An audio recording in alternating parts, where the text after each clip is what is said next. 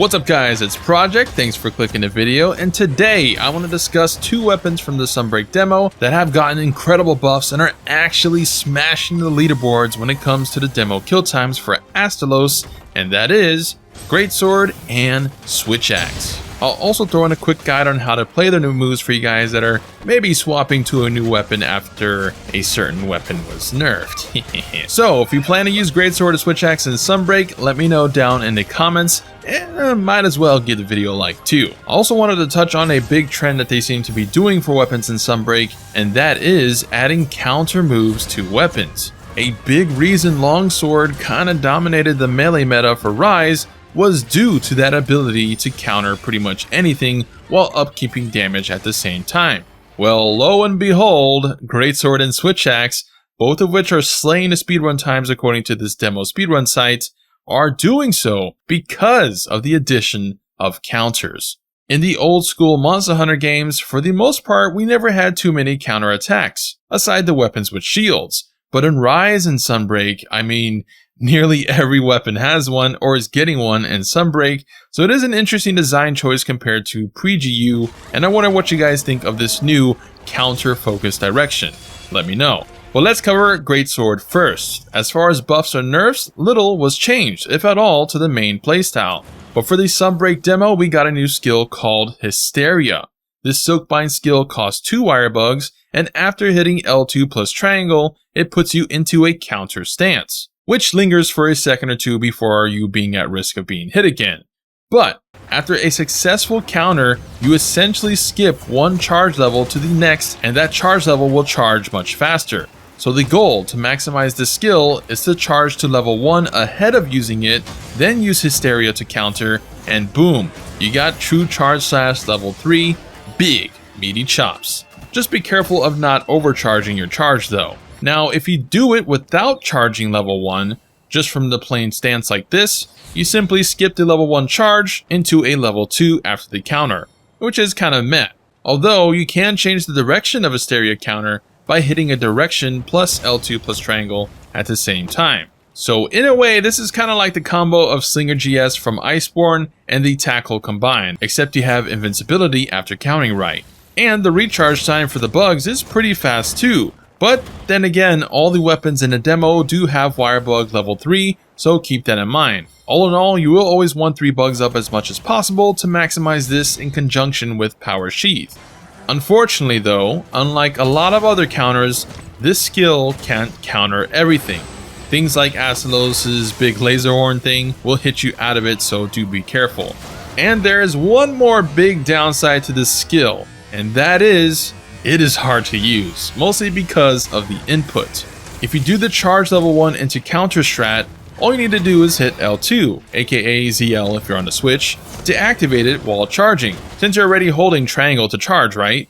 But because there is some weirdness with trigger inputs in Rise, it doesn't work most of the time. And in the description menu, it says you have to release L2, not simply press it when charging specifically for some reason. So the only way to get this out consistently is to spam L2 as fast as possible, which could mess up that direction change timing if you want to redirect your TCS follow-up. With that said, you can simply hold triangle and then push your left thumbstick in the direction you want, and then spam L2 to do that trick pretty nicely. But either way, it will take you some time to get used to. However, the counter itself, TCS is nice, but the main reason it's strong in the demo is because people are using a barrel bomb combo trick. You place a bomb, you unsheath your weapon and start charging, and then you spam Hysteria to counter the bomb, and then go into your TCS. So this will be very useful for big openings such as traps, mount knockdowns, or when the monster is asleep, and GREATSWORD currently holds first place Astalos kill because of this. But aside from that, everything else is the usual GREATSWORD. The strategy is not too different aside mixing in Hysteria. Ray Slash does work with Hysteria and is useful when monsters hit twice, which is a big downside to the TCS one, as a double hit will likely hit you before you can pull TCS off, since Hysteria only counters one attack. So you probably want to mix and match with both styles. It remains to be seen if Focus will help speed up that level 1 into Hysteria gimmick, but it is not an instant counter, so timing is important. Of course, Sunbreak introduces the new skill swap system via L2 plus triangle plus circle, or you can put it on your radial if you wanted, but this changes between your skill loadouts, and doing a dodge afterward does a special dodge for better positioning. However, for Greatsword, it's not too useful, unless you wanted to use Adamant Charge Slash, which Hysteria replaces, so you can't have both on one scroll. You will have to swap between them. But of course, we still got 2 more unreleased skills for Greatsword, but so far, so good. Next up, Switch Axe. Man, did this get a crazy skill. Perhaps the most insane one out of all the weapons in the demo. Enter Elemental Charge Counter. This is the EI Spirit Slash of Switch Axe basically, and even looks the part. It costs 2 bugs, but really it's like 1.5, as one charges super fast as soon as you use it. But this puts you into a Virgil stance after hitting L2 plus circle. This drains your meter over time, but as long as you have meter, you can stay in a stance till you take action. When a monster attacks or roars, pressing R2 afterwards, if timed right, will do a bajillion damage. And you have invincibility, and you gain full sword amp state instantly, letting you follow up with the usual clutch boom. So Switch Axe is insane now, as literally all it was missing was a gauge builder, and this is it in the form of a counter. Now you can whiff it, which does a shorter burst and still eats your bugs, but with practice, I mean, hey, enjoy the new longsword.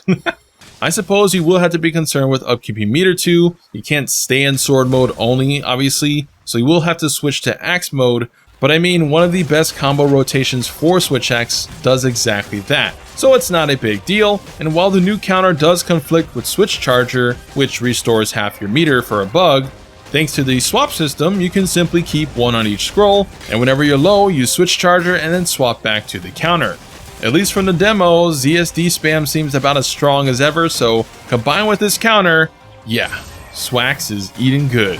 As far as rotation for the Switch Axe, usually you want to lead with the counter, and then depending on the monster and positioning, go right into ZSD with triangle plus circle, you blast off into Soaring Wyvern, which is L2 plus triangle, and that will put you back towards the monster while dealing a ton of damage. As mentioned before, the hidden armor skills feature Wirebug level 3, but between Switch Charger, Soaring Wyvern, and ECC, you definitely want the Wirebug Whisperer armor skill anyways. Also, Demo Swax has Rapid Morph level 3, so it probably makes sense why it has tons of high records for Astalos. But that being said, for Malzeno, not so much. But man, Gunlance is dominating that, huh? Maybe I'll have to pick it up again after dropping it in Rise. Then again, we all know what happened to Gunlance and Hunting Horn in the first Rise demo compared to full release, so we'll see. But what do you guys think of the Switch Axe and Greatsword and Sunbreak currently? I think they're amazing as is, and even more skills still await us. Do you think they'll balance the counters come full release? I haven't played Swax in months, but after a few tries, I got a sub 7 on Astalos, so it seems pretty crazy at the moment, but I love it! The weapon does everything and adds explosions and hyper armor rocksteady mounts. I'm definitely gonna play more Swax on full release. So give the video a like if you're a fan of these weapons. About 10 more days to release, the hype is rising. We're due at least one more trailer, likely the launch trailer before the 30th, so Elgato awaits us, my fellow hunters. Join me in the hunt by subscribing and hitting the notification bell for more Rise epicness.